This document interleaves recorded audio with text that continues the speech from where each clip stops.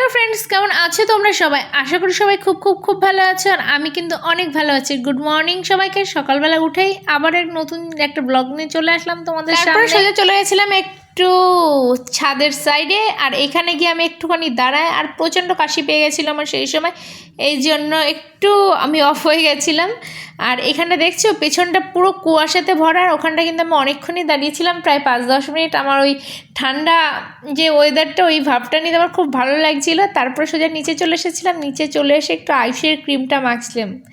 তো আইস যে ক্রিমটা মাখে সেই ক্রিমটাই মাখছিলাম, কারণ আমার ক্রিমটা তো ওপরে ছিল, সেই জন্য আমি আইসের ক্রিমটাই মাখছিলাম। আমার মতন কে কে আছো যে বাচ্চার ক্রিম মাও মেখে নাও অনেক সময়? আমি কিন্তু মেখে নিই, যখন যেটা পাই সামনে সেটাই মেখে নিই। কোনো ধরা বাচ্চা নেই যে আমারটা আমারই মাখতে হবে, কিন্তু আমি সবারটা মাখি নাই, আমার ছেলেরটাই শুধুমাত্র মাখি, কারণ ওটা বেবিদের ক্রিম, ওটা মাখলে কোনো অনেক সময় জানো না তো বডি লোশনও মুখে মেখে নিই গায়ে মাখতে মাখতে। তারপরে সব কিছু কাজকর্ম সেরে সোজা চলে গেলাম রান্নাঘরে। আর আয়ুষ চলে গেছিলো স্কুলে, আয়ুষকে স্কুলের গাড়িতে তুলে দিয়ে আমিও সোজা চলে এসেছি রান্নাঘরে। গতকালকে রাত্রে গ্যাসটা মুছে রেখেছিলাম, তাও একটু সকালবেলা না মুছলে ভালো লাগে না। এবার ভাতের হাঁড়িটা বসাতে গিয়েও আর বসালাম না, যে গ্যাসটা একটু মুছে নিই, তারপরে একেবারে ভাতটা বসিয়ে দেবো। সেই মতন হাঁড়িতে জল নিয়ে নিয়েছি, জলটা একটু বেশি হয়ে গেছিলো বলে জলটা একটু ফেলে দিলাম। তারপরে গ্যাসটা ভালো করে মুছে নিচ্ছি, কারণ গ্যাসটা না মুছে তো আর ভাত বসানো যায় না। কারণ মানে তোমার রাত্রেবেলা কত ইঁদুর বা আরশোলা, বলো ইঁদুর না হোক, আরশোলাটা একটু ঘোরাঘুরি করে। তারপরে আমি জলটা একটু গরম হওয়া পর্যন্ত অপেক্ষা করব। গরম হতে বসিয়ে দিয়েছি জলটা, আর তার মধ্যে আমি সোজা চলে এসেছি চালটা মেপে নিচ্ছিলাম। মামুনিকে বলছিলাম দিয়ে দিতে, তা মামুনি এদিকে ছিল না বলে আমি নিয়ে এসেছিলাম চালটা। কাজকর্ম সেরে তারপরে সোজা ড্রেসটা চেঞ্জ করে নিয়েও তারপরে কিন্তু আমি হাঁড়িতে হাত দিয়েছিলাম, মানে চালটা বসেছিলাম।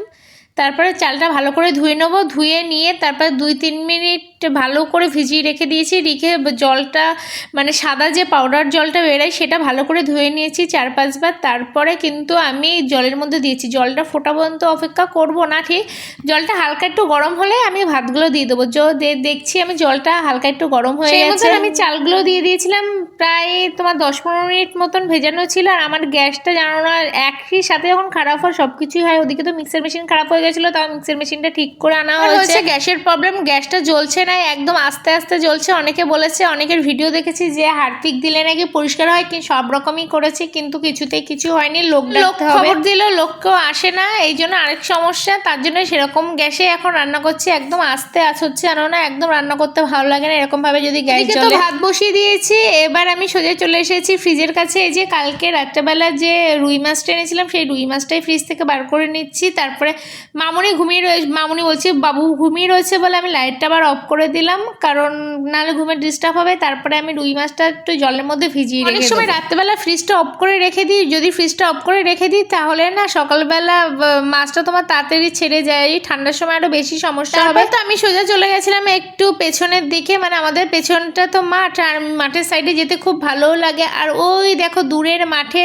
পুরো সবুজ আর সবুজ আর কুয়াশা, সবুজের থেকে বেশি এখন হলুদ দেখা যাচ্ছে, কারণ ধানগুলো পেকে গেছে। আর ওই দেখো মাঠে সবাই কুয়াশার মধ্যে এত সকালেই কিন্তু সবাই ধান কাটতে চলে গেছে, কারণ রোদ উঠে গেলে সেই ধান কাটতে ভীষণ কষ্ট হয়। এই জন্য ধান কাটার কাজ কিন্তু সবাই সকালবেলা ভোরবেলার দিকে করার চেষ্টা করে। ছেলে পাশ থেকে বলছে যে ওদের কষ্ট হয়ে যায়, তারপরে বাড়ি গিয়ে ভাত টাত খায়। ঠিকই তো, বাড়ি গিয়ে তারপরেই তো খাওয়া দাওয়া করে। আর আমরাও সত্যি মানুষ ভাত নষ্ট করে, স্বাভাবিক, আমাদের ঘরেই কত ভাত নষ্ট হয়, কত চাল নষ্ট হয়, অনেক সময় চাল না ভাতটাই নষ্ট হয় বেশিরভাগ। কিন্তু এরকমভাবে তো অবহেলা করে, এরকমভাবে ভাত নষ্ট করা সত্যি উচিত না। এরা যে কত কষ্ট করে রোদ ঝড় বৃষ্টির মধ্যে কত কষ্ট করে এই যে ধান কেটে আমাদের ফসল আমাদেরকে মানে মুখে তুলে দিচ্ছে বললেই চলে।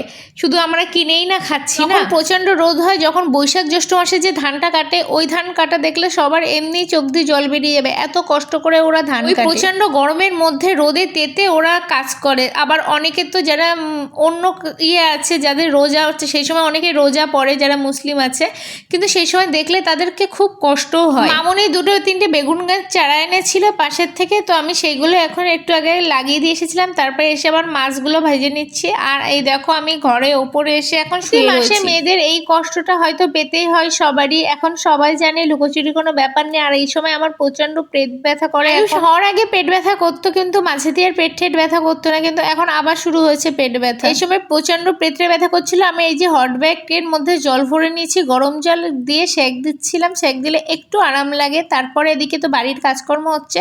আর এই ঘরটার মধ্যে দেখছিলে সব বাবুর সব কিছু জিনিসপত্র, আর ওই যে বাবু দাঁড়িয়ে রয়েছে সব কিছু ওই যে ভেতরে যে উনি দাঁড়িয়ে রয়েছে ওই কাকুটাকে দিয়ে সব কিছু পরিষ্কার করাচ্ছিল, কারণ আমাদের এই সাইডটা একটু ঘর করবে একটু ছোটোখাটো করে, আর দুটো পিলার দেবে আমাদের ঘরের সাথে। আর কারণ দোতলা তো ওপর নিচে সাপোর্ট নেই, সেই হিসাবে মানে এই জন্য একটু পিলার বাড়াবে। তারপরে আয়ুষকে বিকালবেলা খেলতে নিয়ে গেছিলাম, খেলার থেকে আবার চলেও এসেছি। সেখানে গিয়ে তো আর ভিডিও টিডিও করিনি, চলে এসেছি সন্ধ্যেবেলা। ওকে দুধ কর্নফ্লেক্স খেতে দিয়েছি। আবার এই অবস্থায় আমাকে যেতে হবে বাজারে। মেয়েদের কোনো শান্তি নেই না জীবনে।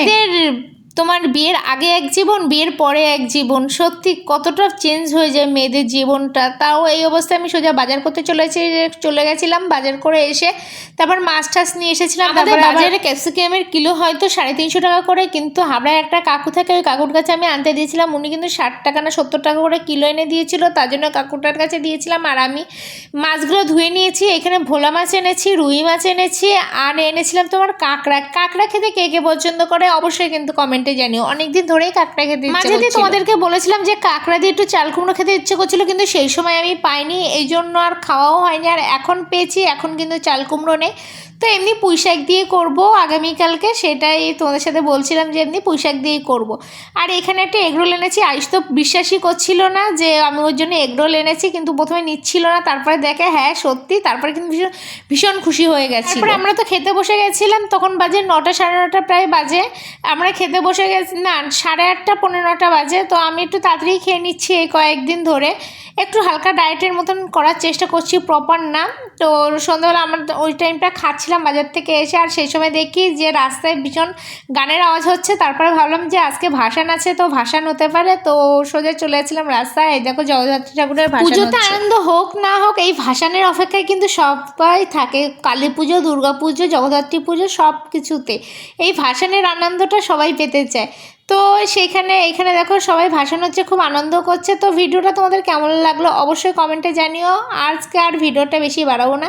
যদি তোমাদের ভিডিওটা ভালো লাগে থাকে প্লিজ লাইক কমেন্ট শেয়ার করো। আর যারা এখনো সাবস্ক্রাইব করোনি প্লিজ সাবস্ক্রাইব করে তো। আজকে টাটা।